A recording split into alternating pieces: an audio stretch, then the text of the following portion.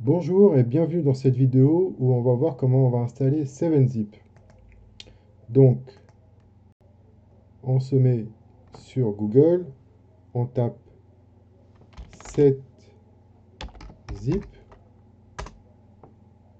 Donc, on arrive directement sur le site 7zip.org.fr. Ah, moi je pensais qu'il y avait un .org. Alors attendez, il y a le .fr donc. Ok.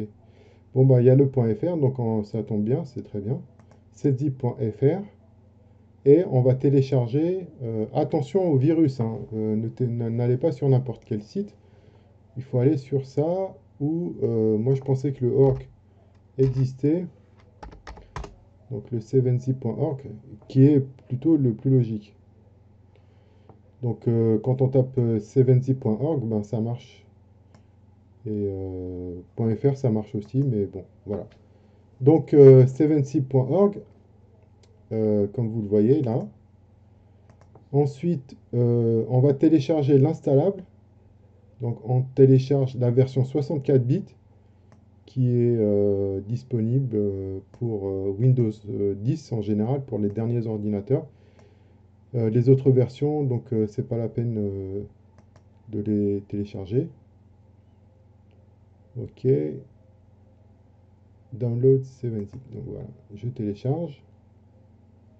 Ensuite, une fois que c'est téléchargé, j'exécute le fichier. Voilà.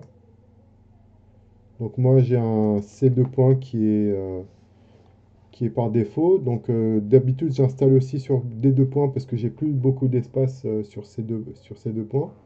Donc on peut changer cette lettre, on peut mettre D, on peut mettre C. Et on va laisser par défaut ces deux points. Donc c'est C majuscule, hein. Enfin ça pose pas de problème. Installe, close. Donc maintenant, quand on va sur... alors j'ai mon clic droit qui marche pas très bien. Donc quand on va par exemple sur, peu importe, un document, que je crée un document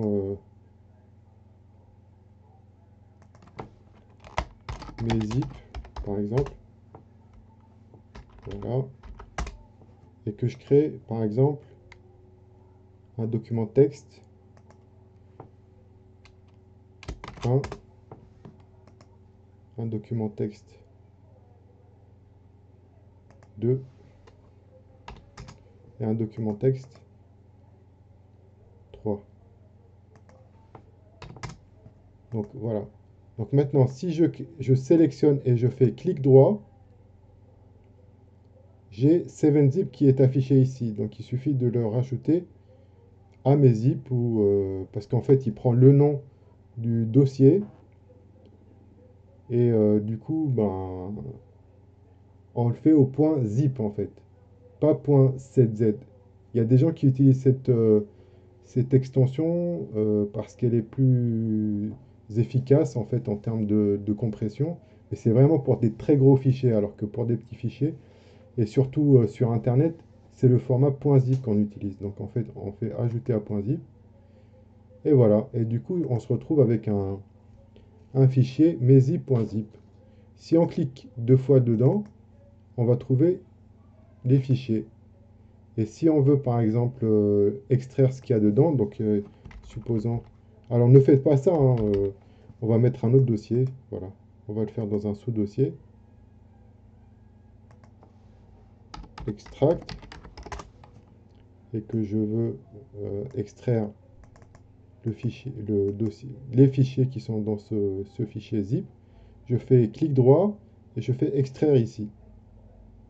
Et hop, j'aurai les trois fichiers. Voilà. Merci pour votre attention et à bientôt.